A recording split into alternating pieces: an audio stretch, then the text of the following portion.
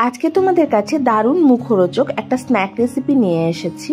শুধু বাচ্চা না, বড়দেরও ভীষণ ফেভারিট এই রেসিপিটা। আশা করি দেখেই বুঝতে পারছো আজকের রেসিপি হলো কর্ন চিজ বলের রেসিপি। একদম ঘরোয়া উপকরণে খুব সহজেই বানিয়ে নেওয়া যাবে এটা। চলো ঝটপট দেখে নিই কীভাবে বানাচ্ছি।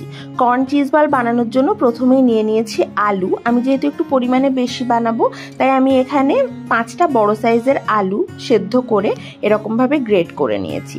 তারপর এর মধ্যে এক এক করে সমস্ত সবজি দিয়ে দেব। সবজির মধ্যে এখানে রয়েছে একটু রসুন, একটু আদা, তার সাথে ক্যাপসিকাম 3টে রঙের। এটা যদিও অপশনাল, যে কোনো একটা রং থাকলেও চলবে। আর তার সাথে দিয়ে দিচ্ছি মেইন ইনগ্রেডিয়েন্ট বলতে পারো, সেটা হচ্ছে সুইট কর্ন বা এমনি নর্মাল ভুট্টা হলেও চলে। সেটাকে একটু সেদ্ধ করে একটু চপারে চপ করে নিতে হবে। তারপর সিজনিংয়ের জন্য দিয়ে দিচ্ছি এর মধ্যে স্বাদ মতো নুন, একটু পিৎজা সিজনিং বা অরিগানো, তার সাথে একটু পেরি পেরি মশলা। পেরি পেরি মশলাটা অপশনাল, না থাকলে স্কিপ করে যেও। তার সাথে দিয়ে দিয়েছি গোলমরিচের গুঁড়ো, তার সাথে দিচ্ছি একটু ধনেপাতা কুচি, আর ওপর থেকে ছড়িয়ে দিচ্ছি মোটামুটি 2 টেবিল চামচের মতো কর্নফ্লাওয়ার। তারপর সমস্ত কিছু ভালো করে মেখে নিচ্ছি। তারপর হাতের মধ্যে জল লাগিয়ে এরকমভাবে ছোট ছোট বলের মতো আকার দিয়ে ওটাকে প্রথমে ফ্ল্যাট করে তার মধ্যে দিয়ে দিচ্ছি এরকমভাবে চিজ। আমি এখানে পিৎজা চিজ ব্যবহার করেছি, মানে মজারেল্লা চিজ।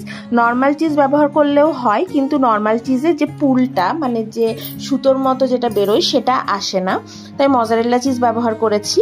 এভাবে সমস্ত বলগুলো রেডি করে নিয়েছি। তারপর একটা বাটির মধ্যে নিয়ে নিয়েছি এখানে কর্নফ্লাওয়ার 2 চামচের মতো, আর সাথে দিয়েছি ময়দা 2 চামচ। সাথে এটাকে একটু সিজন করে নিয়েছি গোলমরিচ আর একটু নুন দিয়ে। তারপর জল দিয়ে একটা পাতলা স্লারি তৈরি করে নিয়েছি।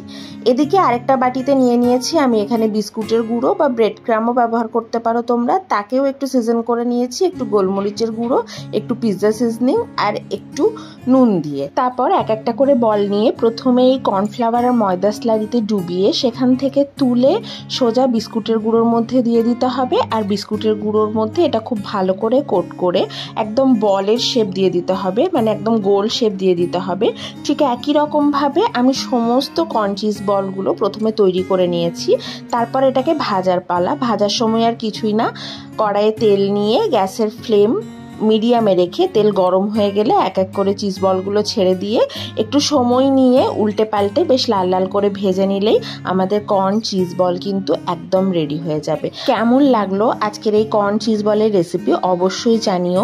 বাড়িতে কখনো বানিয়ে না থাকলে ট্রাই করে দেখো, আশা করি ভীষণ ভালো লাগবে।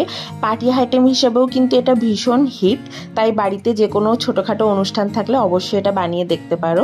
চলো আজকে এটুকুই, ফিরে আসবো অন্য কোনো রেসিপি নিয়ে। টাটা।